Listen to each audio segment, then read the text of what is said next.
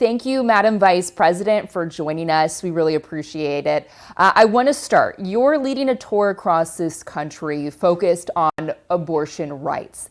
Will you take your message to red states that restrict abortion? And what do you say to those who criticize your message as playing into fear?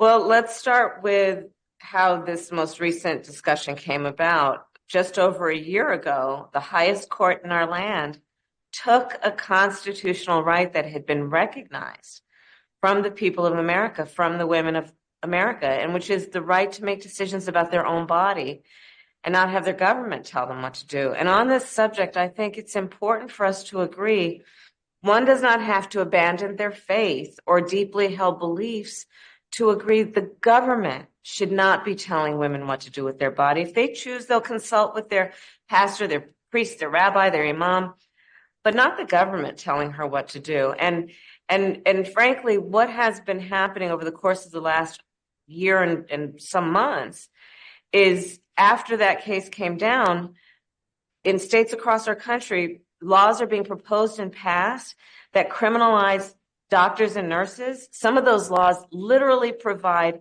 for prison for life for a doctor who gives someone the health care they need, the abortion care they need. We have seen laws that punish women.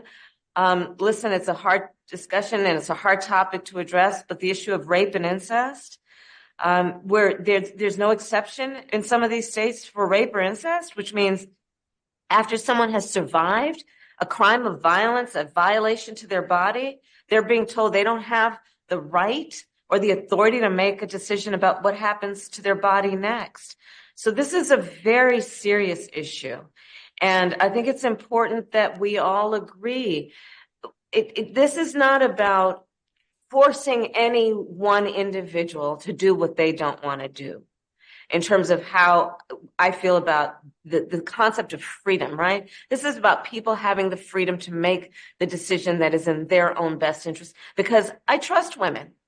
And I trust women to know what's in their own best interest, as opposed to the government and some person in some state capital telling her what's in her best interest. Will you take that message to states that have more restrictive abortion measures on the books and places where there are ballot initiatives going both ways here? Yes, and I have. And I've traveled red and blue, so-called red and blue and purple states. Absolutely. And I have to applaud those people on the ground in those states that have seen these restrictions for continuing to fight for reproductive freedom. And again, this really does come down to an issue about whether we want to live in a country where the government takes people's fundamental freedoms. I mean, literally the freedom to make decisions about your own body. On your tour, you've been interrupted by demonstrators over Gaza. I want to ask you about that because there are some in the Muslim American community and the own progressive wing of your party who are upset about American support for the Israeli response in Gaza. Is the United States being tough enough on Israel? So I'm going to go back to October 7th. And as we all know, what happened that day was horrendous, which is a terrorist organization, Hamas, slaughtered over 1,200 people, young people who were at a concert. Women were horribly abused, who were raped. The terrorists using rape as a tool of war. And yes, it has been our position that Israel has a right to defend itself. We would, and how it does so matters. Frankly, there have been far too many innocent Palestinians that have been killed. Israel must do more to protect innocent lives. And ultimately, I will tell you, I am listening to and I have heard why people are upset about what's happening in Gaza. And I get it. And we all want this conflict to end as soon as possible. And we are working around the clock to get to that place, including something I care deeply about from day one, which is creating a path toward a two-state solution, wherein Israel and the Palestinians both have equal measures of security and dignity, where the Palestinian people have a right to self-determination and dignity, And, let's work to get there, including, of course, getting the hostages out and recognizing what we need to do to support humanitarian aid getting into Gaza. How much has some of the public discontent, though, over the suffering in Gaza and in the West Bank played into the actions taken by the administration today to crack down on settler violence in the West Bank? I will tell you that the decisions that the president and I and our administration, the decisions we're making have been based on what is happening on the ground and what we believe should be happening that is conforming with rules of war and what is the right humanitarian approach. And that has been a lot of what has guided our decision. Because, listen, we're watching just like everyone else what's happening, and we are responding based on what we are seeing. Another top issue for voters is immigration. Congress seems unlikely to take action on a potential border bill. What is your backup plan on this front? Well, let's start with this. We all know that the immigration system is broken.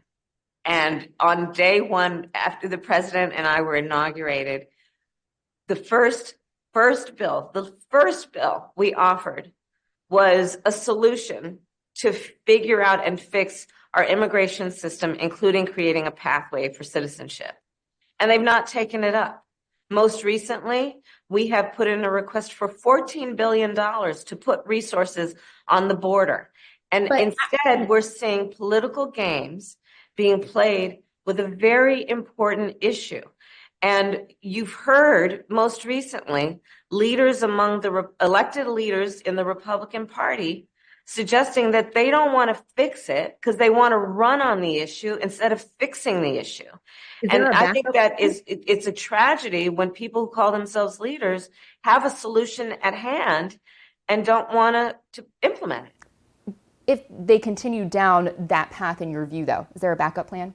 Well, we're going to keep working on the solutions. Absolutely. We're going to keep working on the solutions, which includes advocating for and pressing for more resources to go to the border, doing what we need to do to try and build bipartisan consensus. I mean, remember, maybe a long time ago, but remember the days from Ronald Reagan to President Bush to John McCain. There was a time when this wasn't such a partisan issue, when Democrats and Republicans actually were aligned about the importance of fixing this longstanding issue.